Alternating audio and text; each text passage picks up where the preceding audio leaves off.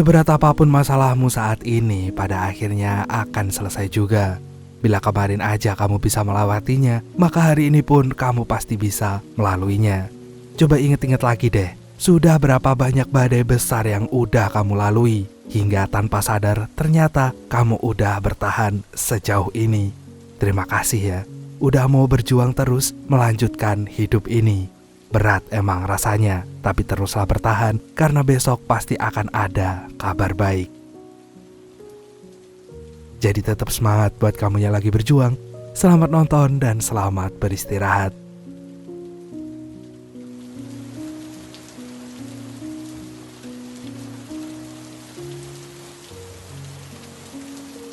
Suatu hari di sebuah kos-kosan terlihat ada seorang cowok bernama Jaesung sedang bersiap-siap ingin bertemu dengan malaikat secara langsung.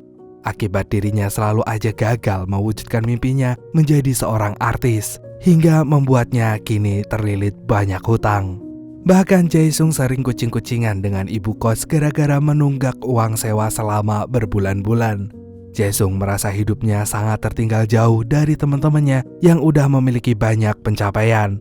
Namun Jaesung mendadak mengurungkannya sejenak. Niat buruknya itu saat teringat dirinya berhari-hari udah gak mandi. Bagaimanapun juga Jaesung ingin dirinya nanti meninggoy dalam keadaan yang tetap harum mewangi. Jaesung lalu pergi ke pemandian umum. Di sana ia nggak sengaja melihat ada sebuah jam mahal milik seorang pria yang bertampang sangar yang bernama Hyungwook. Ketika Hyungwook berjalan masuk ke tempat pemandian, ia tiba-tiba saja malah terpeleset.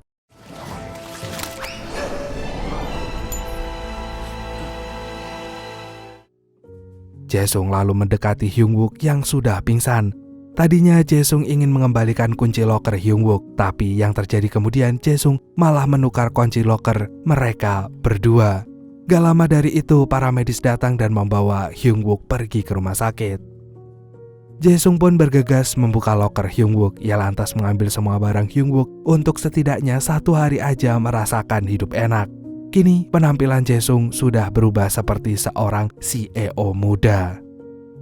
Dengan menggunakan uang Hyungwook, Jaesung pun langsung membayar tunggakan uang sewa kosnya. Gak hanya itu, Jaesung juga mulai berkeliling melunasi satu persatu hutangnya yang selama ini menumpuk. Waktu papasan sama gebetannya, Jaesung pun dengan pedenya memamerkan dirinya yang seakan-akan udah sukses. Namun sayangnya gebetannya itu tetap aja gak terpikat dengan Jaesung. Ia malah memberitahu Jaesung bahwa dirinya sebentar lagi akan menikah. Kenyataan pahit itu seketika membuat Jaesung semakin hilang arah. Merasa harta yang dimilikinya gak ada gunanya, Jaesung pun berencana akan mengembalikannya ke Hyungwook. Lalu setelah itu Jaesung kembali ke rencana awalnya untuk COD dengan malaikat. Sampai akhirnya di rumah sakit Jaesung buru-buru menukar barang mereka. Namun Hyungwook pun keburu kebangun. Ia rupanya mengalami amnesia.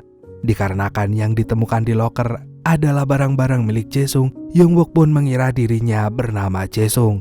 Dan pada akhirnya Jaesung gak jadi ngembaliin semua barang Hyungwook. Meski begitu, Jaesung tetap memutar otaknya untuk mengembalikan semua barang Hyungwook.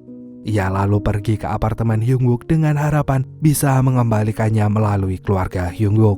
Sayangnya di apartemen itu gak ada siapa-siapa. Hal itu lantas membuat Jaesung bisa dengan leluasa menikmati kemewahan apartemen Hyungwook. Mengingat Hyungwook sepertinya gak akan kembali ke apartemen itu, Jaesung pun memutuskan untuk menempatinya dan rencananya untuk mengakhiri hidup pun otomatis batal. Sementara yang terjadi dengan Hyungwook, ia panik saat gak memiliki cukup uang untuk membayar biaya rumah sakit.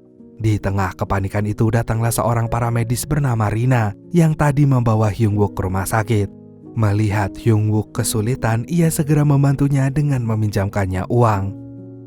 Sesaat kemudian Rina pun nganterin Hyungwook ke kosan Jaesung. Dan betapa kagetnya Hyungwook saat melihat kosannya sangatlah kotor dan berantakan. Karena aslinya Hyungwook ini orangnya pembersih dan perfeksionis. Ia pun gak butuh waktu lama untuk membersihkan kosnya itu. Lalu setelahnya Hyungwook berusaha mencari tahu tentang jati dirinya yang sebenarnya dengan mencoba bertanya ke semua tetangga kosnya.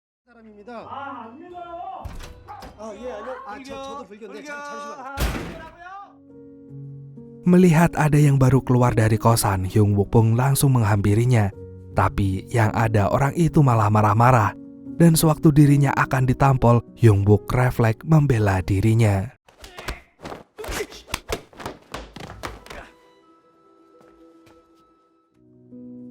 Beberapa hari kemudian, Hyung Wook akhirnya mencari tahu sendiri tentang dirinya.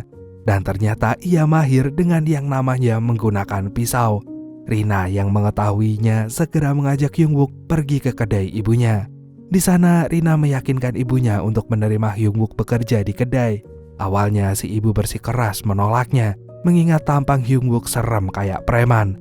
Tapi pas tahu Hyung Wook punya hutang sama anaknya, ia pun mau gak mau menerimanya. Dan dengan cekatan Hyung Wook harus banyak-banyak senyum biar pelanggannya nanti gak ketakutan. Di sisi lain terlihat Jae-sung sedang mengubek-ubek isi dapur untuk mencari makanan yang bisa mengisi perutnya yang keroncongan. Sialnya gak ada satupun yang makanan yang tersisa. Tapi untungnya Jae-sung menemukan kaleng wafer yang isinya bergepok-gepok uang. Dan tanpa pikir panjang Jae-sung menggunakan uang itu untuk memesan GoFood. Selesai makan, Jae-sung pun iseng nyobain wine. Tapi saat menarik botol wine-nya, sebuah pintu di ruang rahasia tiba-tiba terbuka. Jae-sung pun kemudian masuk ke ruangan itu. Melihat ada banyak tanda pengenal polisi, Jae-sung pun menyimpulkan kalau Hyung Wook adalah seorang polisi. Dan tanpa sengaja Jae-sung melihat rekaman CCTV seorang wanita bernama Eun-jo. Yang kalau diperhatikan lagi, Eun-jo ini tinggal di wilayah yang sama dengan gedung apartemen Hyung Wook. Jae-sung kemudian sibuk mencari apartemen Eun-jo. Setelah berhasil menemukannya, Eun-jo sama sekali gak berminat berkenalan dengan Jae-sung. Dan di sisi lain, Hyung Wook mulai bekerja di kedai ibunya Rina. Kepiawaiannya dalam memainkan pisau ternyata sangat membantu pekerjaannya. Apalagi Hyung Wook juga jago dalam menghias makanan, menjadi sangat menarik. Sampai-sampai ada orang yang jadinya gak tega memakan makanannya itu. Sejak saat itu, kedai makanannya ibunya Rina jadi laris manis. Sepulang kerja, Rina ngasih tahu Hyung Wook kalau ia akan gajian setiap tanggal 25. Hyung Wook lantas ngecek di kalender dan ia menemukan sebuah not di tanggalan itu jika dirinya besok harus pergi ke suatu tempat. Esok harinya Hyung Wook pergi ke tempat yang ada di not itu yang rupanya ia harus pergi ke lokasi syuting untuk menjadi pemeran pembantu. Karena Hyung Wook buta dengan dunia akting, ia pun kerap membuat kesalahan hingga membuat sang sutradara marah besar.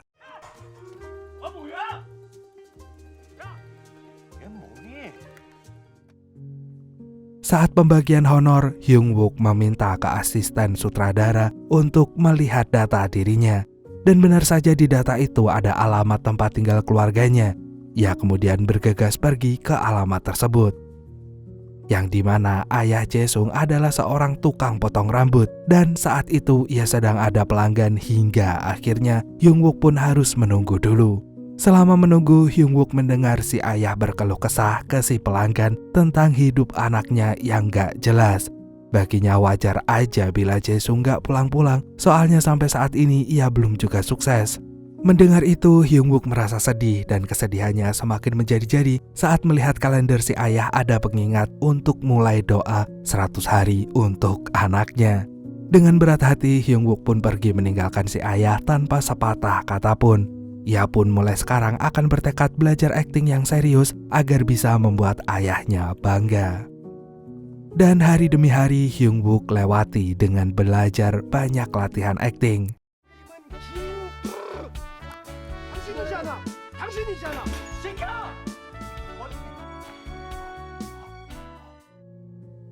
Ia sebelumnya sudah meminta izin ke ibunya Rina untuk sementara waktu ia akan fokus ke dunia akting dulu. Dan alhamdulillahnya kerja keras Hyung Wook perlahan-lahan membuahkan hasil. Yang awalnya hanya berperan sebagai pengawal seorang bos mafia, Hyung Wook pun mulai naik peran menjadi kaki tangan bos mafia berkat akting baku hantamnya yang sangat badass. Dan seiring berjalannya waktu, nama Hyung Wook semakin dikenal banyak orang. Ia pun kini mulai memiliki penggemar. Sementara itu, Jae-sung yang udah jatuh hati dengan Eunjo sejak pandangan pertama, ia terus aja berusaha menarik perhatian cewek cantik itu. Meski awalnya nggak digubris, tapi lama-kelamaan hati Eunjo luluh juga.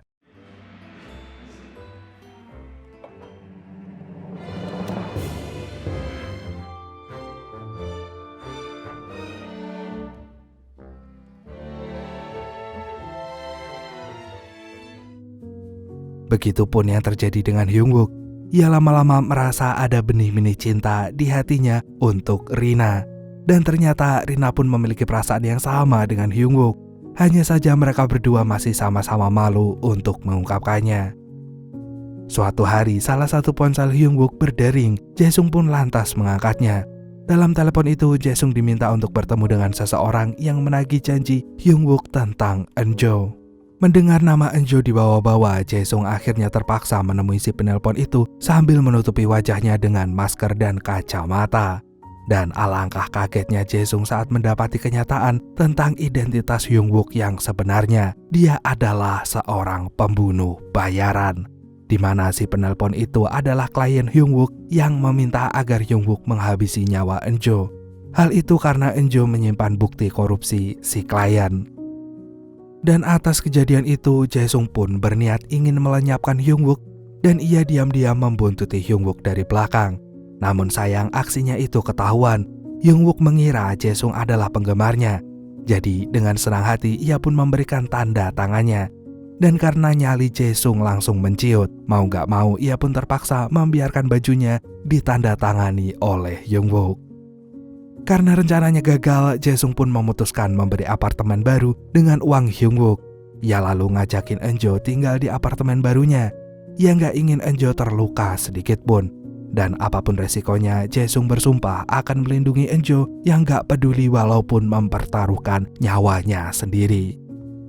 Gak lama dari itu, Hyungwook pun baru pulang piknik dengan keluarga Rina. Tiba-tiba ingatannya kembali pulih. Tepat saat dirinya melihat hujan dan seseorang yang berjalan sambil menggeret koper.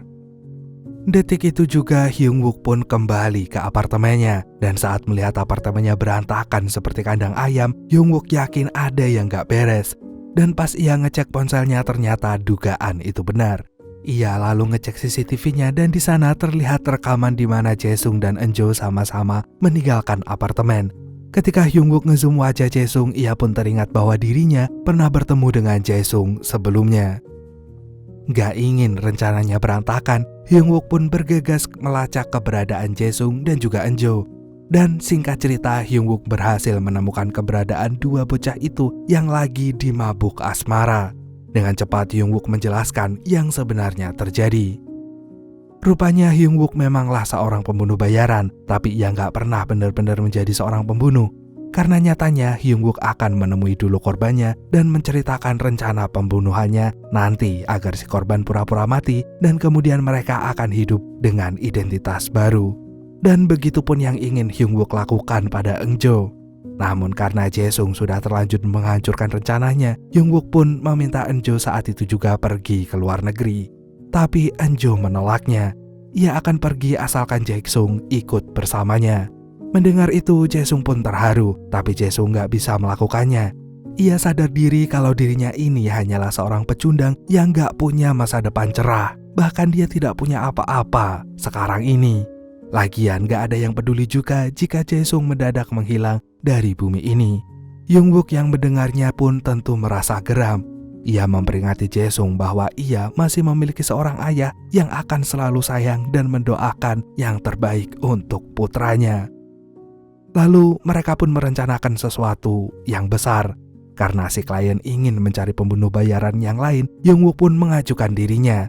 Mengingat yang kliennya tahu pembunuh bayaran sebelumnya adalah Jae-sung. Sebelum menjalankan rencananya itu, Hyungwook pun memberitahu Rina jika sekarang ingatannya telah kembali. Tapi karena ia merasa bukan orang yang baik untuk menemani Rina seumur hidupnya, Hyungwook pun meminta Rina untuk melupakannya saja. Gak terima dengan keputusan Hyungwook, Rina diam-diam mengikuti mobil Hyungwook yang mulai melesat pergi menemui kliennya.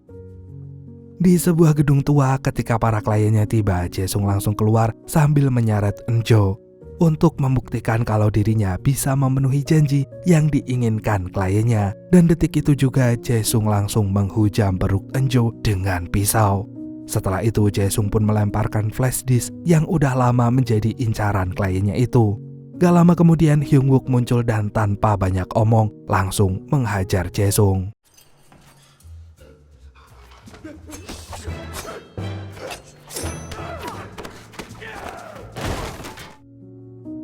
Di tengah perseteruan yang sengit itu, Rina tiba-tiba datang membuyarkan segalanya. Hyung-wook kemudian meminta Rina untuk bersembunyi dulu, tapi karena Rina masih jengkel dengan keputusan sepihak Hyung-wook, Rina pun terus mengomeli Hyung-wook. Gak ingin rencananya gagal, Hyung-wook memberi kode ke Jae-sung untuk balik menyerangnya.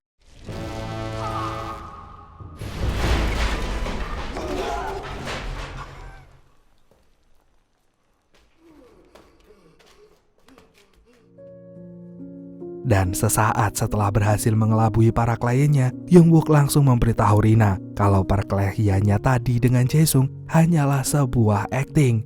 Selain itu, Hyung-wook pun cerita tentang profesinya sebagai pembunuh bayaran. Awalnya Rina jengkel banget pas denger kenyataan itu, apalagi pas tahu kalau Hyung-wook ternyata seumuran pamannya. Meski begitu, Rina pada akhirnya tetap memilih selalu berada di sisi Hyung-wook. Karena bagaimanapun juga Hyung-wook telah memilih pensiun dari kerjaannya itu. Dan Rina adalah masa depannya yang sudah membantu Hyung-wook menemukan versi terbaik dalam dirinya. Kini Hyung-wook dan Rina telah hidup bahagia. Hyung-wook pun diterima dengan hangat oleh keluarga Rina. Berbulan-bulan kemudian, Hyung-wook tetap bertahan menjadi seorang artis, bahkan sekarang namanya semakin terkenal. Dan betapa bahagianya Hyung-wook saat mendapati Jae-sung telah kembali terjun ke dunia akting.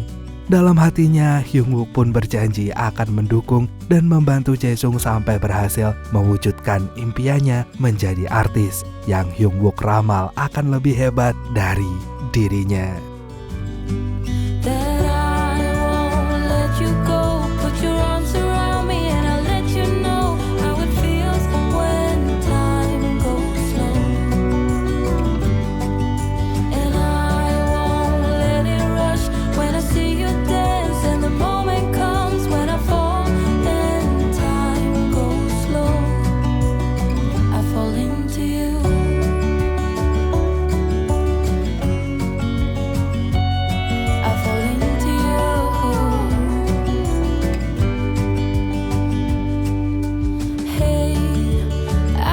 Show